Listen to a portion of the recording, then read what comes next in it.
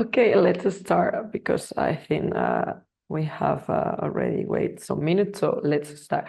So good morning, everyone. Thank you for joining us to this October webinar session in our action, concretely LIAISE Cost Action. Today we are going to have this interesting session named Exploring Symbiosis and Sustainability from a business perspective, from big data analytics to bioethanol networks. Today I have the pleasure to have here three main presenters or main panelists. I am Jaron, Sofia Gonzalez, and Angela Neves. So they will be the three presenters of today. As you know, we used to work on the way that they will do the presentation, and after the three presentations, we will have the question section, and you could solve all your doubts. Just to give you the introduction of the title of each presentation, we will have these three presentations. The first one is named Can the level of utilization of big data analytics impact logistic social responsibility, role of green human resource management? The second one is Industrial Symbiosis Network powered by bioethanol, barriers and driving to institutionalization. And the third one is Mapping Industrial Symbiosis in Portugal, current state, challenges and future directions. So that are the three presentations that we will have today. And now I want to just make a short introduction of the different speakers. The first one, as I mentioned, is Dr. Ayham Yaron. He's Associate Professor and Reader in Sustainable Management in the School of Leadership Management and Marketing at Leicester Castle Business School in UK. Apart from that, he was also associate professor in different universities, concluding the university in Palestine from 2010 to 2029. Apart from that, he also has experience as a director of quality assurance unit in other universities, but in general, he has been always focused on system thinking for services design, green manufacturing, green logistics, etc. The second speaker that we have today is Sofia Gonzalez. She's professor at the Faculty of Economics, Natural University of Cordoba in Argentina, and she's also PhD candidate in management science. Her research is focused on industrial symbiosis business model, and especially she's focused on analyzing network driving by bioethanol. She's also contributed to other studies related to circular economy and green aspect of bioeconomy as well. And the last one, but not least, we have Angela Neves. She's from Portugal. She's adjunct professor in the Department of Mechanical Engineering and Industrial Management at the Viseu Higher School of Technology and Management of the Polytechnic Institute of Viseu. So she finalized her PhD in 2020, and later on she had been carrying on different research related to industrial symbiosis that has allowed her to have also several articles and to work in other topics related to green and industrial symbiosis like sustainability, industrial engineering, etc. So basically that has been the three presented bios. I would like to thank again to the three to be here, especially to Sofia, because I know that in Argentina the time is quite late, probably in the night. So thank you for the three to come here, and I will stop sharing my screen to allow you the floors. So I will give the floor first to Ayam. So please. Almudena, thank you very kindly for the introduction and for having me. Allow me to share my screen, please. Right, can you confirm that you can see my screen at the moment? Yes. Okay, fantastic. Right. So thank you very much, everyone. Thanks for attending really this webinar. It's a pleasure for me to be here. So today, as Almudena indicated, I'll be speaking about the level of utilizing big data analytics and how that level can really impact the effectiveness of the logistics social responsibility with the presence of the green human resources management as a function as well within logistics. So, well, as a beginning, we all know that logistics are the backbone of the economy. Without logistics, there will be most probably no food on the table. Maybe there will be no clothes in our closets or wardrobes. And obviously, without logistics, the manufacturer will not be able really to move his products towards the consumer side. So they are really very important for our life. However, logistics, they have really also some issues. And these issues are really concerning for researchers. So these issues is actually the emissions that they produce. According to statistics, by 2050, logistics are actually expected to become the main contributor or the largest contributor to CO2 emissions in the world. Okay, so this is really huge. If they are going to become really the main contributors to CO2 emissions, then obviously we need to find ways on how to reduce those CO2 emissions, basically curbing really the emissions of those operations.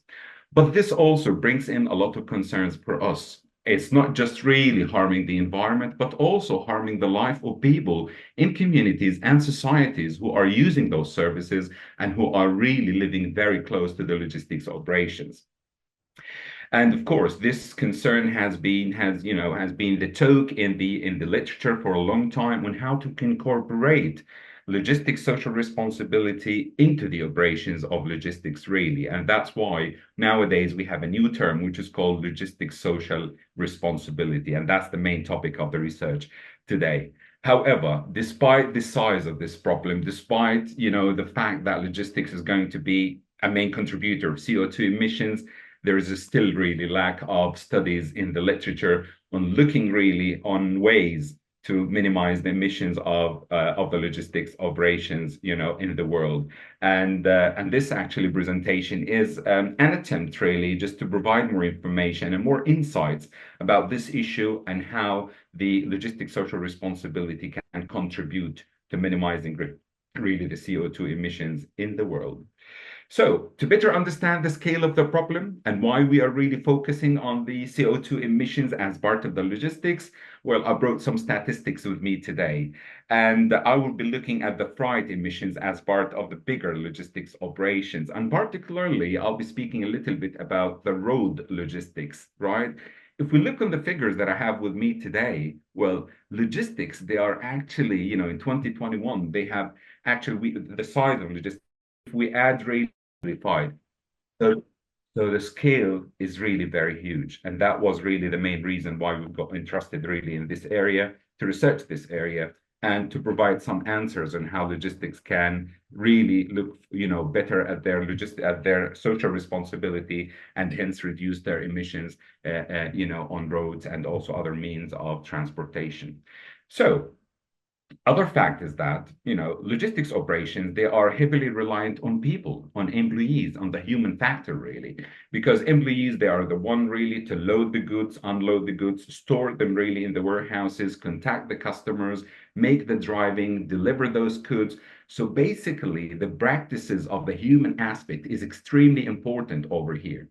Of those, if these people are following really the right practices, right, maybe optimizing their delivery routes, right? Making the right information when they are contacting really the customer, then most probably this is going to contribute to reducing energy emissions and also the consumption of time, consumption of energy, and hence contributing to lower CO2 emissions. So that's why we were very interested at looking at the relationship between logistics social responsibility and green human resources management, because that is really responsible for environmentally really responsible practice of employees. But on top of that, there is another fact. Logistics nowadays, they rely a lot on technologies to optimize their route, really to schedule their deliveries, to contact the customers, like I said, and also to get in touch with other stakeholders along the logistics operations and the supply chain. So we started thinking about really the role of big data analytics. The more data we use, the more technologies we use, obviously, we need more analysis to analyze those data. So again, the concept of big data analytics came really to the table as well. So the main research question in this research was how the big data analytics, out of that huge amount of information that we have in logistics, can contribute really to the effective implementation of the logistics social, responsibility with the presence of a green human resources management. So the research question is, How BDA moderates, BDA stands for Big Data Analytics, moderates the relationship between green human resources management and logistics social responsibility of the logistics service providers. So that was the main research question that we had in this paper. Well, after revising the literature, we were able to come up really with the following really conceptual framework, right? Of course, capturing the three main areas: green human resources practices, logistics social responsibility, and the big data analytics. Green human resources management is actually a bundle of practices, right? And that bundle entails the following. It entails the green recruitment and selection. What we mean by that is actually the green recruitment of those employees who are willing to contribute to the environmental really practices of the organization. Green training and development. Are we doing the right training with our people really? Just really to prepare them to contribute to the environmental policies and practices of the organization. Green performance measurement or management. Are we measuring the performance of our employees so that we would know which employees are contributing towards our environmental protection policies and who's not? What about the green reward and compensation? Green reward and compensation is all about rewarding our employees who are contributing really to the environmental protection practices. Another really bundle of practices in the green human resources management is the green employee empowerment and participation. And of course, this is really right, the idea of giving the ability of employees to try something new. Maybe they have better ideas, maybe they have innovative ideas. So why not to give them the chance really to try something new in their operations, in their workplace, that will contribute ultimately to better environmental performance. And finally, the culture. The culture within the organization, is it supportive to the green initiatives? Is it really allowing organization to implement those innovative ideas of employees? It's the wider culture within the organization. All of those practices are actually, right, the ingredients of the green human, green human resources management practices as a bundle. On the other side, we have also the logistics social, responsibility practices, such as the supplier practices. Are we selecting the right suppliers who can contribute to the protection of the environment? Are we also providing our customers with the right information, engaging the customer in the service creation of the logistics, really, deliveries, etc.? What about the environmental practices of our company? Are we really, applying recycling, minimizing energy consumption, optimizing our routes, like I said, etc.? What about the humanity practices? Are we also looking at the health of our employees? Are we improving the quality of the workplace? And finally, philanthropy and community practices. Is our logistics company contributing to the community? So, for example, are we really sponsoring some activities or awareness sessions about the environment, etc., engaging the community as well in the protection of the environment? All of these are actually the ingredients of the logistics social responsibility. And finally, the big data analytics, because big data analytics is becoming now the norm and part of daily life within many organizations, including logistics. Big data analytics has three different levels of utilization. The least level, or the first level of utilization, is called big data acceptance. And this means that when the business unit within a company, starts really collecting information from various sources, analyzing those information so that they can improve their operations within that business unit. But that's only the first level of applying the big data analysis. There is a better level, and that's called the big data adoption. Big data adoption happens when business organizations, they start sharing information among each other, really, so that they can improve the overall operations of their organization. So different business units are actually applying that technology, the big data analytics, but that is a second level. However, the ultimate level and the highest level of the big data analytics implementation and utilization is called big data assimilation. It's not just within the business unit. It's not just among the business units or between the business units. It's also sharing the information and the insights of the big data analytics across the supply chain with our customers, with our suppliers, and other stakeholders as well. So the more information you share outside the boundaries of the organization, and in this case, the logistics really company, right, that would be called the big data assimilation, assimilating really the information with everyone who's involved in the logistics operations and basically the supply chain. So that was really the conceptual model that we had. So to test this conceptual model really and get results, we've collected really information from three main logistics service providers in the Philippines. One of those companies was a Filipino company, a national company operating in Philippines, and two international companies who have really headquarters as well in the Philippines. So after a period of 9 weeks, we have circulated our survey. Of course, the survey was based on the literature. We have used validated scales, really, validated scales for measuring green human resources management practices, logistics social responsibility, and the big data analytics. And after a period of 9 weeks of really, circulating that survey with those three companies, we were able to receive a total of 404 really responses.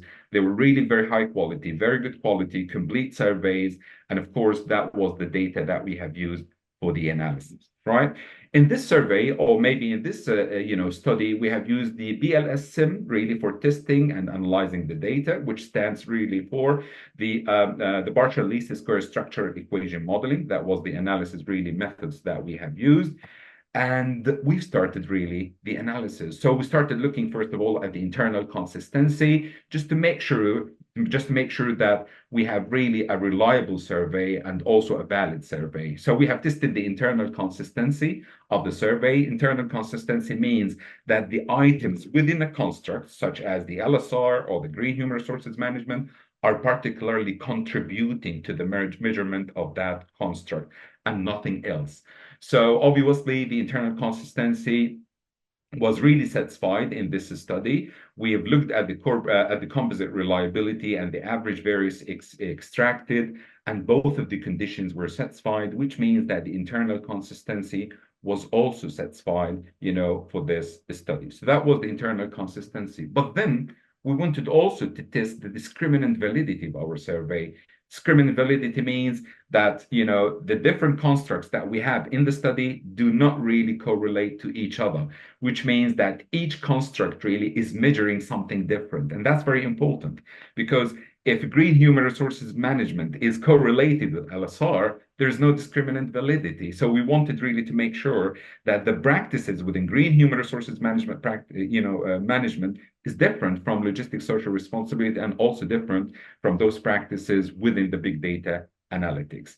So for this purpose, really, for the discriminant validity, we have applied a test called, heterotrait monotrait ratio.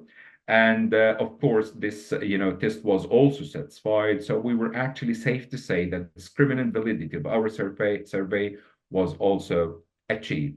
So after checking the validity and reliability of the survey, we've also really, did a t-test. The t-test was basically to test our hypothesis. So in this, study, we had a total of 10 hypotheses. And allow me now to proceed to the next slide to show you the results of those really testings. So as you can see from this table over here, out of the 10 hypotheses that we had in this study, according to the conceptual model, right, 3 hypotheses were actually rejected. They were not supported. They were not accepted by our analysis.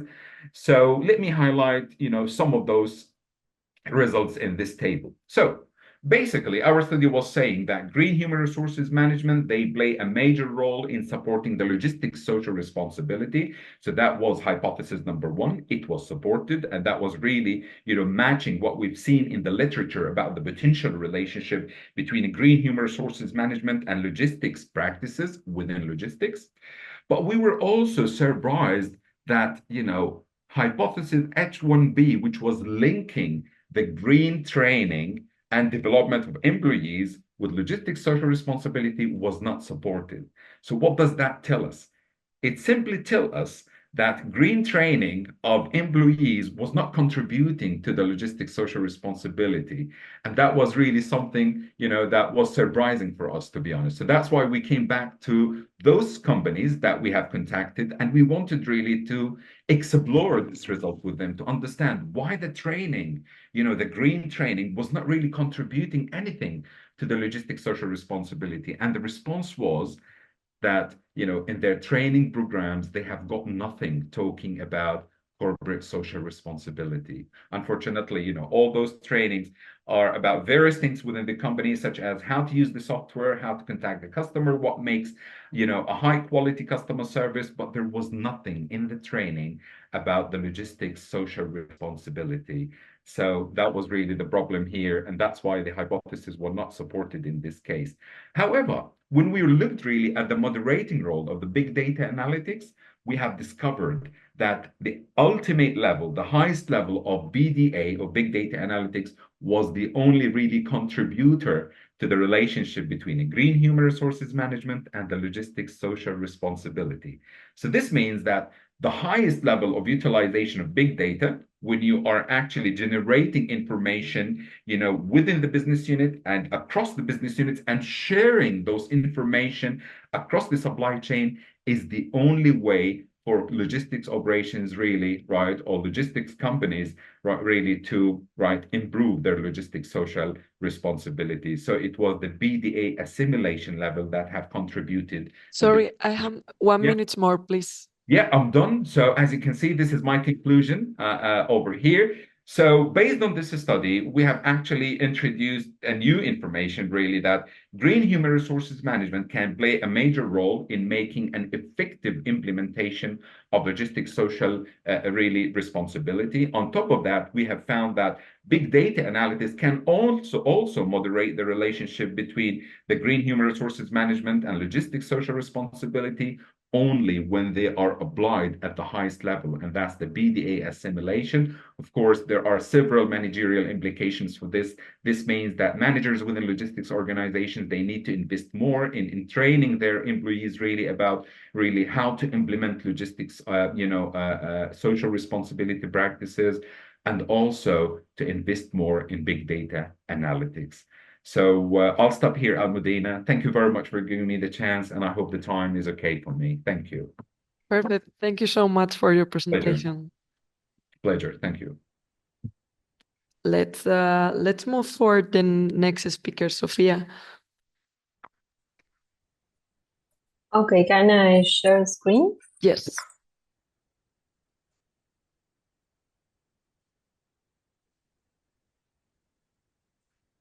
You're seeing my screen? Yeah. Yes, perfect. Well, as Almudena says, I'm a PhD candidate in management science at the University of Córdoba in Argentina. And first, I wanted to thank Almudena for inviting me to participate. And I also want to say that I'm a little bit nervous for presenting with Ayham and Angela, who are great researchers in this field. So thank you, Almudena, and thank you, LIAISE, for creating this space to share our ideas. So this is not a full paper as I have present. This is a work in progress. So first I will explain a little of the theoretical framework and then show the cases of Argentina. So as we all know, industrial symbiosis involves the exchange of resources between different companies. And however, most of these networks are in emerging stages and only a few have the organizational structure of a cluster, especially in developing countries where governance and laws regarding this are lacking. There is a significant amount of literature on the barriers and enablers to the emergence of industrial symbiosis, but only a few papers discuss the evolutionary process of this network, and there is no consensus on this concept. Some scholars describe only 2 or 3 stages, while others propose as many as 14 steps to achieve this cluster form. And here we'll outline these stages from Chertoff and try to enhance them with insights from other studies. So Chertoff structured the process in 3 stages: emerging industrial symbiosis, ungoverning industrial symbiosis, and finally the cluster or the institutionalization. where the key is the embeddedness, understanding this as the increase in the collaboration and cooperation between companies. The first stage is emerging industrial symbiosis and involves random exchanges of resources between companies. In this figure, we see 3 different companies who only exchange their byproducts motivated by market opportunities and economic benefits. For example, it could be an auto parts manufacturer selling its scrap to a steel industry. And these exchanges are done in an aleatory way. They are simply buying and selling their byproducts, much like any other business activity, without thinking about the environmental impacts. The companies are simply buying and selling their byproducts. These companies are interconnected through market opportunities, supply chains, distribution networks, and waste management process. The second one, in the second step, companies realize that they are part of a larger network of exchanges, and they begin to share more information and increase the level of collaboration. This leads to the need for institutionalization in order to achieve a more formal organizational structure. Companies start to recognize the positive environmental benefits from these exchanges, realizing the greatest benefits of the work. At this point, the flow of information increased significantly. Companies begin to share experience from past exchanges and discuss how to work together more effectively, which builds the trust. This exchange of information can happen informally during meetings or more formally through the publication of case studies, for example. In either case, a culture of collaboration is key. All parties must share common goals and beliefs, and the flow of information becomes essential to ensure that everyone can achieve their objectives without conflicting with the broader aims of the network. In the industrial symbiosis cluster, the symbiosis becomes more formalized. The organization is strong enough to create a coordinating body that manages the strategic planning of the symbiosis, including its mission, vision, and goals. I mean, this enables the integration of management mechanisms and strategic plans. This gives legitimacy to the network. When this happens, the flow of information and collaboration increases, the transaction costs decrease, and shared norms are established to support the network. When the industrial symbiosis cluster is established, it becomes visible as a group to other parties. This allows for the formal involvement of different stakeholders, such as the government, research organization, and innovation labs. As a result, it encourages better information sharing and promotes sustainability and sustainable innovations. So here we can see the key factors and the key stakeholders for each stage. For emerging industrial symbiosis, it needs to demonstrate the market feasibility in terms of profitability and operational balance. Reduce transaction costs like search costs, negotiation, and execution costs, and geographical proximity indeed is not mandatory, but in order to reduce logistic costs, it's necessary to have a geographical proximity. The key stakeholder for this stage is the state to encourage or regulate the business owner and the investors in the network. For the uncovering industrial symbiosis stage, the key factors are flexible contractual mechanisms, equitable incentives, specific knowledge of industrial symbiosis or circular economy, and constant information flow. The key stakeholders are external stakeholders to uncover the industrial symbiosis network, like the state or a scientific organism, or maybe an NGO that is interested in the environmental impacts. The state who can finance or even coordinate the network. And the industrial symbiosis cluster, the main key factor is an interorganizational strategy to enable technical and business interaction and establish common standards, strategies for renewing and foster collaboration, and balance exchange flow in operations. The stakeholders that appears in this stage is the coordinating body to formulate an interorganizational strategy that promotes the integration of new members, foster innovation, and facilitate symbiotic linkage.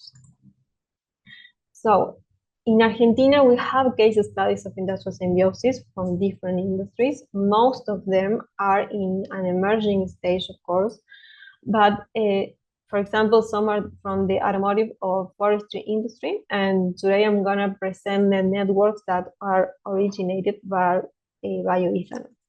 So why did I choose bioethanol? Because in this production process, create multiple byproducts that can be used as raw materials, leading to the formation of initial symbiotic connections. And we will see some networks that are simply like the image that you are seeing now, and with just a few exchanges, and others that are larger and more complex. These examples are interesting because they help us to understand the difference and identify the key factors for the evolutions. So the network that you are seeing now is located in Alejandro Roca, Córdoba, Argentina. This is the shortest. This company captures CO2 from the process and sell it to other company. With the biomass, they make biodiesel, and the DDGS, that is dried distillery grains, they use for animal feed. In this diagram, you can only find the byproducts. So in this second case, that is located in Rio Cuarto, other town in Córdoba, we see how the incorporation of biogas company can take advantage of other type of waste, and how the slurry from feedlots is the main raw material for these biogas plants, which also incorporates waste from a food company and provide energy to the ethanol plant and to the city electricity grid. This biogas plant has a byproduct, who is the biodigestate, which is used as fertilizer from different fields. And this is the last one. Finally, we have the example that is more institutionalized and therefore has more exchanges. This network of symbiosis is located in Villa Maria, Córdoba. And although they are not recognized as an industrial symbiosis cluster, the way of working is cooperative. And I think that are in an instance too, maybe, of uncovering industrial symbiosis. They are an example of bioeconomy here in Argentina, and they measure and recognize the environmental impacts they have. They conceive ourselves as a group. In Argentina, we do not have laws that promote industrial symbiosis directly, so these exchanges start in a self-organized way. The incentive for these companies to work cooperatively at first economic and then environmental. So well, that's all that I want to share with you now. Thank you for your attention, and I remember that this is a work in progress and a partial result of some research. I show what I thought it would be of interesting for the network, and highlighting the perspective of a Latin American country, maybe. I hope my points were clear, so thank you. Thank you. Thank you, Sofia, for your presentation. I think it was quite interesting, and we are looking forward the final result in the coming years. Thank you so much. Thank you. Let's give now the floor for Angela. Thank you very much. Thank you, Almudena, for the invitation. It's a pleasure, really, to can share how our work is always very good. I will share my screen.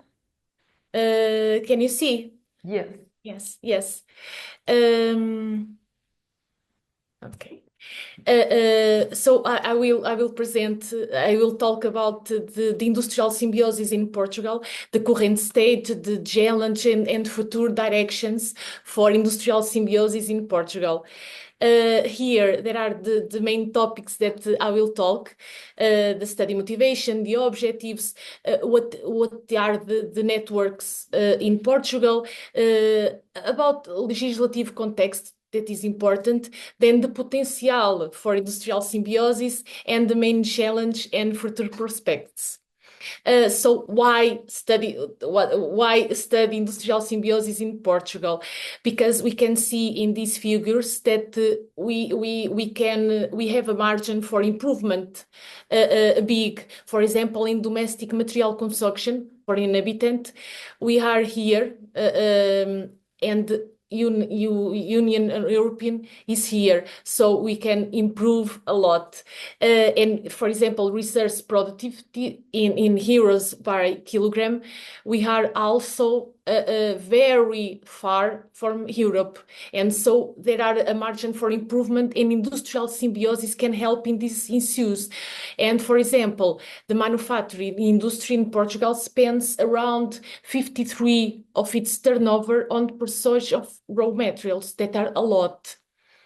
Here we are not very well, for example, in circular material use rate. We are here just so we can improve, and one more industrial symbiosis can help with the reduce of emissions, with the use more efficient of resource. That is very important.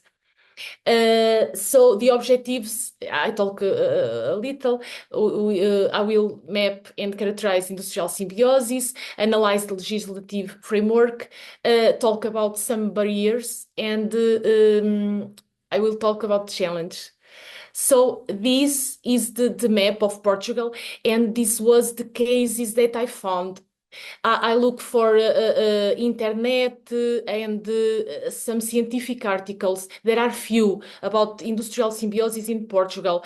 Most of these cases are I found in theses, in reports. So it's very difficult to find this information. For example, if I can say, I send some mails from companies and don't respond, it's very difficult. And for example, in Viseu, where I am, companies that talk about, I know what is industrial symbiosis, but then when we talk and explain what is, they don't know.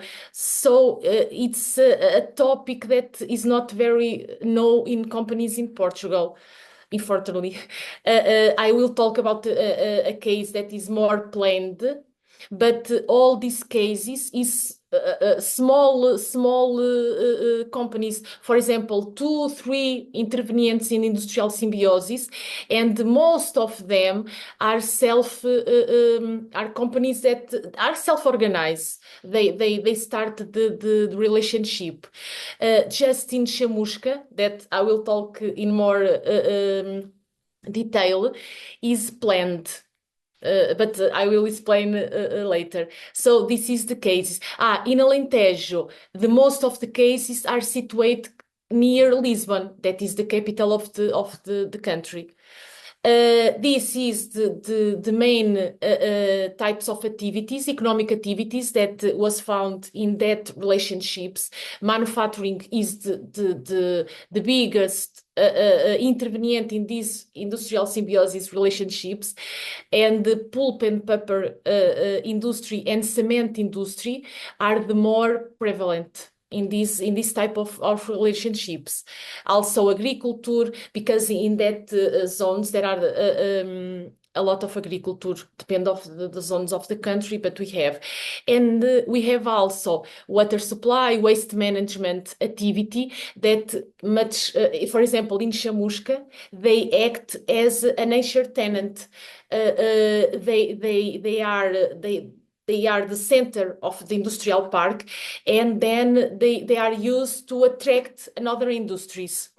So there are an important role here, and we can see another scientific works that talk about the importance of this type of activity to attract another activity, another companies. Here there are the many economic activities by zones of Portugal. For example, Lesíria do Tejo, the most of the companies are manufacturing and agriculture. We have here, for example, Alentejo, that is different from the other cities, the other centers, because Alentejo, the case report here, because the zone has a big area dedicated to agriculture. And then the case I found that are a lot of industrial symbiosis that are a project, a European, that are funded by European funds, and this industrial symbiosis was found in sectors of wine, olive oil, and pig farming. So they share not only wastes, but is the only case that I found that they share infrastructures, utility, workers. So we have here a big compared to other zones, and agriculture is the prevalent activity in this case because of that case that calls Alentejo Circular. The objective is to promote circular economy, but they found very many relationships of industrial symbiosis. Here is the relationship in eco-industrial park in Chamusca, that are the only more planned in Portugal.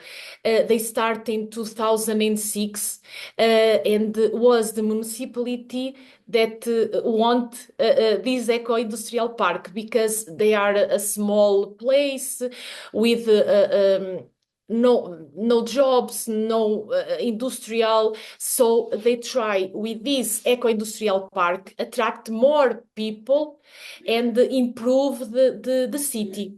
So it was the municipality that was to make this project with the help of University of Lisbon. So they try to develop industrial symbiosis, and here this is based mainly by waste companies here in gray.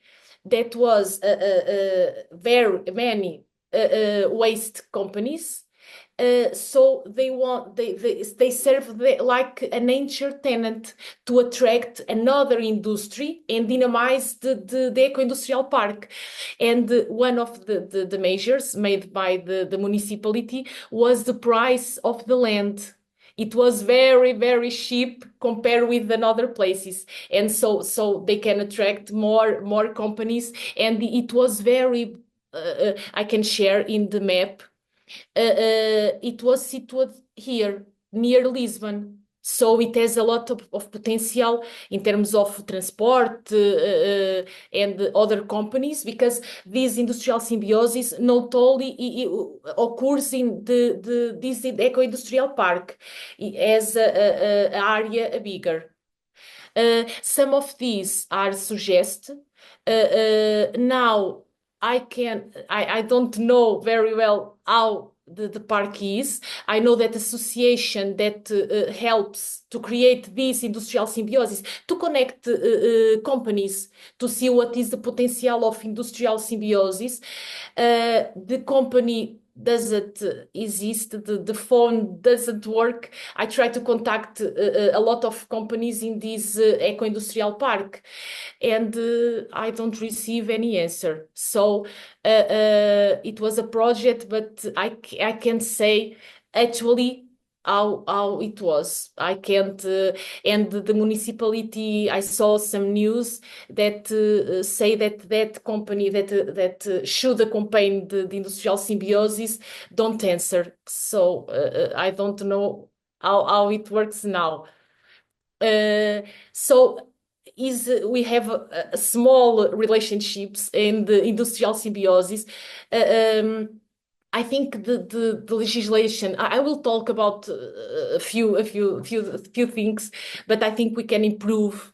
We have a decree law, a recent, because they want to transport the European directives, and they try to agilize the industrial symbiosis. Just to talk about a little how a company can do industrial symbiosis in Portugal in a more formal way, because I say that, and I believe that are small companies that change their wastes or share their facilities without pass by this process. But in law, what we have to do is we just have industrial symbiosis if a waste can be considered by a byproduct. That we have 4 conditions that we have to accomplish to consider waste a byproduct.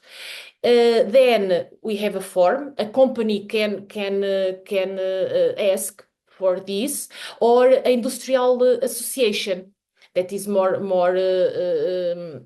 sometimes facilitates the process. Then there are a lot of associations, companies certificate by the Environment Association Portuguese, and they say that that waste accomplish with the 4 conditions. And then the environmental agency in Portugal check and say that, okay, can share this byproduct and can be used. Then they publish a list with these byproducts that can be sell and buy. We have also an act that talk about industrial symbiosis, and also some national plans. So I think national plans I think it is important because they talk about industrial symbiosis and its importance, but unfortunately don't quantify, don't trace a plan. They talk, but more qualitative. There are no milestones. We gonna do this to improve industrial symbiosis. It's just intentions. We go to improve industrial symbiosis, but how? I think this is very important. This is very important to do this because of is the way we can improve and we can concretize industrial symbiosis. Here, I will talk about... Angela, sorry, 2 more I'm minutes, sorry. please. I'm sorry. I like very much to talk about this. I'm sorry. I lost the time. I'm sorry. This is just to say that there are a lot of economic activities in Portugal that has potential to improve and to create industrial symbiosis. This is the waste generate. And the challenge, I think, is passed by three groups. For example, incentive, create a concerted plan to improve industrial symbiosis with support, financial support. I think the entities that facilitate these relationships and put the companies in contact, because sometimes it's difficult to have trust to share our wastes and this type of relationships. So it's just I talk about this. The industrial symbioses that are in Portugal are small in number, and there are few small relationships, and the intervenients are few. So we need to improve more with a legislative framework and support companies. Thank you very much. And I'm sorry the time. I'm sorry. I'm sorry. And this is my mail. If any questions, I will be glad to answer. And thank you very much. I'm sorry. Don't worry, Angela. Thank you so much for the presentation. It's just to try to be on time because I know that everyone have a schedule, a difficult schedule, let's say. Okay, thank you so much for the 3. Thank you so much for your presentation. It has been a pleasure to see how industrial symbiosis could be managed in different ways and in different projects, also depending on the region. I will ask for the attendance if they want to ask some question. They could put directly in the question and answer box, or even just to try to hand them the. But just while people is trying to put some question, I have one question. For example, for I have my question is that, for example, you have mentioned in your presentation how big data could support this logistic green aspect. I was wondering what about artificial intelligence that is like the most speaking our opinion technology at the moment, do you think that this artificial intelligence could support also this logistics? Of course. Thank you very much for this question. Well, basically, big data analytics is one of the enablers for artificial intelligence, no doubt about this. Well, big data analytics nowadays, within the cases that we have actually, studied in this research, they are doing the analysis by themselves using their own algorithms. They're using their own really tools within the company. But definitely, this can be promoted to become really quite similar to ChatGPT. You provide the prompts, and the prompts will dig into the data so that they can produce really an instant type of results at the spot. So basically, yes, I think there is a strong affinity between big data analytics and artificial intelligence. And that should be really the next phase for logistics operations, including logistics as part of industrial symbiosis. I think artificial intelligence can play a major role in finding opportunities and also better insights on how to overcome barriers to the implementation of social responsibility, but also industrial symbiosis as a whole. We know that industrial symbiosis is not going to be successful without logistics, isn't it? So that's why I wanted to speak about logistics today, just to make it clear for researchers here that logistics is the backbone also for industrial symbiosis, and I think artificial intelligence can play even a more important role than big data analytics because it's the next generation anyway. Thank you so much. Thank you for the answer. I think quite interesting. I have a question also for Sofia. You was discussing all the market flexibility factors, and my question is, what is the most economic challenges that you think that we need to address in bioethanol sector for a long-term viability of industrial symbiosis? Well, more than economic, I think there is a more technical barrier because in industrial symbiosis we are working with byproducts and they are not the main products. So this byproduct, this kind of waste, it only depends of this main product. So it's really difficult for the companies like generate this equity in the flow of the different resources. And for this, I think there is really interesting works like the IHAM that work with the logistic in a logistic way. Thank you so much, Sofia. Thank you for your answer. And my last question is for Angela. You put this graph about the use of circular material. That's true that Portugal is in the right side, but also, for example, I see that Spain is more in that side, and other countries could be also identified in that graph.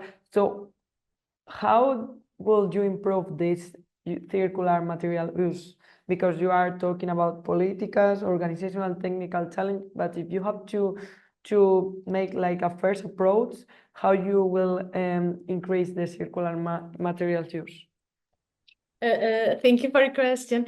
I think it's very important to support and have measures, because I think I don't know. I don't say that Portugal is not concerned about these questions, and we can see, for example, a lot of figures that recycling is increasing, but a small rhythm. I think Portugal has another priorities now than recycling, but I think is a bad view, because we can improve and we can see in other countries, for example, research productivity that are far away of us, a lot of difference.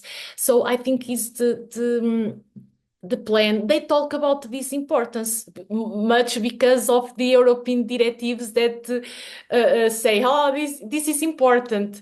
But unfortunately, I think we need more measures, and we need to concretize. Say we're gonna do this to because the consumers also be aware of these questions more. I think there we improve in this, but I think we can improve more and help companies because we have most of the companies in Portugal are small and medium enterprises, a lot of more than 19%. So there are companies that are more concerned with the economic issues. So sometimes the environmental is not their priority. So I think we can have funds help to increase the circular economy, this type of practice. That is a big improvement, economic also. Thank you.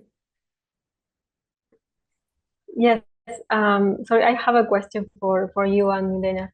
For you, Angela, sorry, because the next step of my doctoral thesis is just research about the laws and the governance. So what do you think that is the key to developing these industrial symbiosis laws, which may not be specific to symbiosis, but may indirectly encourage the, you mentioned something about it, but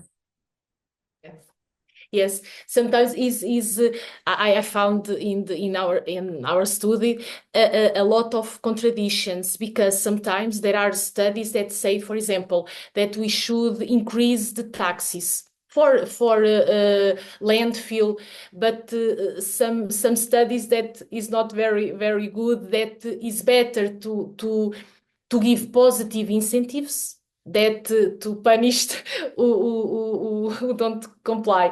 So, for example, some studies talk about the positive, for example, funds, and for example, that the role of facilitators to put companies in contact, that are so important. But for example, the taxes, it was a measure used in the United Kingdom in the national program that they have a lot of years and bring a lot of advantage for the country.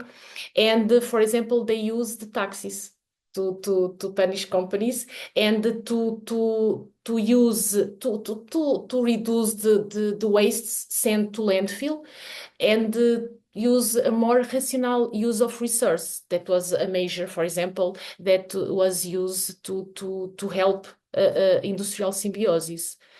Yes, I don't know if I answered.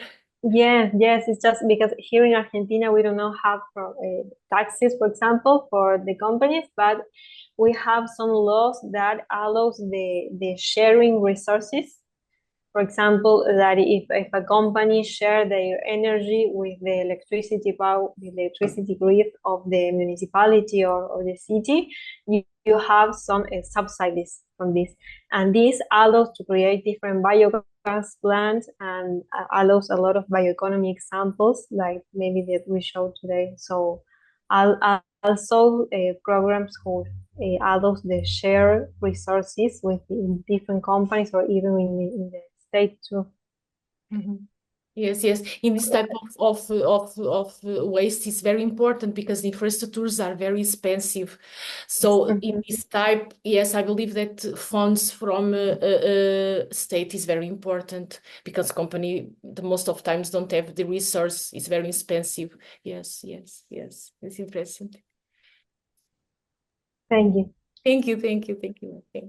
Thank you so much for your question also, Sofia, because I think that that's open an interesting discussion of the importance of public actors to be in this kind of green topics like industrial symbiosis, because at the end the companies sold or used to be focused on selling, depending of what kind of product or value chain, but at the end they have to sell their product, they serve it, and they have not enough resources to go for invest for this kind of green connection and industrial symbiotic action. So yeah, I think that it's a good final point of discussion today, how public bodies should support the others. I would like to thank to the three of you. I think we are a little bit out of time, so I'm going to close. Thank you for the three for being here, for presenting your projects and your work. It has been a pleasure to see the different presentation, and also I would like to thank everyone who has attended the event. As you know, the session is recording, so we will upload it in YouTube channel of our action, so you could have time to see again, and also we will share the presentation of today with all the audience. So we are in contact, and we will provide you also some information for the November webinar in the coming weeks. Thank you so much. Thank you, Almudena. Thank you, Thank everybody. you all. Bye. Thank you. Have a good Bye. day. Bye-bye. Bye. Have a Bye. great week. Bye.